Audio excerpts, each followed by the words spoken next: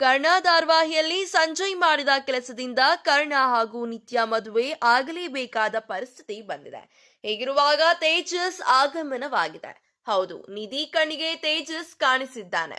ಮದುವೆ ಎನ್ನೋ ಸಮಸ್ಯೆಗೆ ಪರಿಹಾರ ಕಂಡುಕೊಳ್ಳಬೇಕು ಎಂದು ನಿಧಿ, ನಿತ್ಯ, ಕರ್ಣ ಐಸ್ ಕ್ರೀಂ ಪಾರ್ಲರ್ನಲ್ಲಿ ಯೋಚನೆ ಮಾಡ್ತಿದ್ದಾರೆ.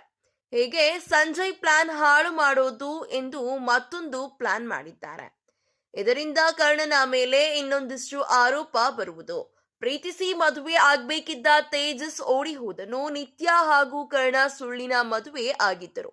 ನಿತ್ಯ ತನಗೆ ತಾನೇ ತಾಳಿ ಕಟ್ಟಿಕೊಂಡಳು. ಈ ವಿಷಯ ನಿಧಿಗೆ ಗೊತ್ತಾಗಿದೆ. ಉಳಿದಂತೆ ಯಾರಿಗೂ ಗೊತ್ತಿಲ್ಲ. ಈ ಸತ್ಯ ಹೊರಬಂದರೆ ಇನ್ನಷ್ಟು ಸಮಸ್ಯೆ ಆಗುವುದು ಖಂಡಿತ. ಇನ್ನೊಂದು ಕಡೆ ಇವರ ಖುಷಿಯನ್ನು ಹಾಳು ಮಾಡಲು ರಮೇಶ್ ಮಹಾ ಸಂಚು ಮಾಡಿದ್ದಾನೆ.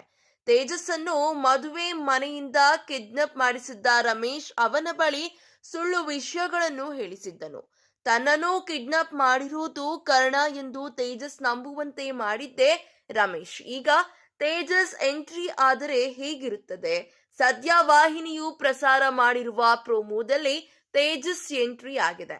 ರಮೇಶ್ ಪ್ಲಾನ್ ಮಾಡಿ ತೇಜಸ್ ಅನ್ನು ಎಸ್ಕೇಪ್ ಆಗುವಂತೆ ಮಾಡುತ್ತಾನೆ. ತೇಜಸ್ ಎಸ್ಕೇಪ್ ಆಗಿ ಹೊರಗಡೆ ಬರುತ್ತಾನೆ. ಅಲ್ಲಿ ಅವನನ್ನು ನಿಧಿ ನೋಡುತ್ತಾಳೆ. ಆಗ ತೇಜಸ್ ನಿಧಿ ಮಾತುಕತೆ ಆದಾಗ ಇದೆಲ್ಲ ಮಾಡಿಸಿದ್ದು ಕರ್ಣ ಎಂದರೆ ಏನು ಕತೆ?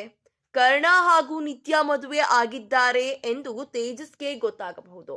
ನಿತ್ಯ ಹೊಟ್ಟೆಯಲ್ಲಿರುವುದು ಕರ್ಣನ ಮಗು ಎಂದು ಅವನು ಅಂದುಕೊಳ್ಳಬಹುದು. ಒಟ್ಟಿನಲ್ಲಿ ಕರ್ಣನ ಮೇಲೆ ನಿತ್ಯ, ತೇಜಸ್, ನಿಧಿ ಸಿಟ್ಟಾದರೂ ಆಶ್ಚರ್ಯವಿಲ್ಲ. ತೇಜಸ್ ಸಿಕ್ಕಿದರೆ ಎಲ್ಲಾ ಸಮಸ್ಯೆ ಬಗೆಹರಿಯುತ್ತದೆ ಎಂದು ಎಲ್ಲರೂ ಅಂದುಕೊಂಡಿದ್ದಾರೆ. ಆದರೆ ಹೀಗೆ ಆಗೋದಿಲ್ಲ. ಸಮಸ್ಯೆ ಮತ್ತಷ್ಟು ಜಟಿಲವಾಗುತ್ತದೆ. ಇದೇ ರೀತಿಯ ಸಿನಿ ಅಪ್ಡೇಟ್ಸ್ಗಳಿಗಾಗಿ ಹಾಗೂ ಸೀರಿಯಲ್ ಅಪ್ಡೇಟ್ಸ್ಗಳಿಗಾಗಿ ಹಾಗೂ ಕನ್ನಡ ಬಿಗ್ ಬಾಸ್ ಸೀಸನ್ 12ರ ಲೇಟೆಸ್ಟ್ ಅಪ್ಡೇಟ್ಸ್ಗಳಿಗಾಗಿ ಈ ಕೂಡಲೇ ನಮ್ಮ ಯೂಟ್ಯೂಬ್ ಚಾನೆಲ್ ಅನ್ನು ಸಬ್ಸ್ಕ್ರೈಬ್ ಮಾಡಿ.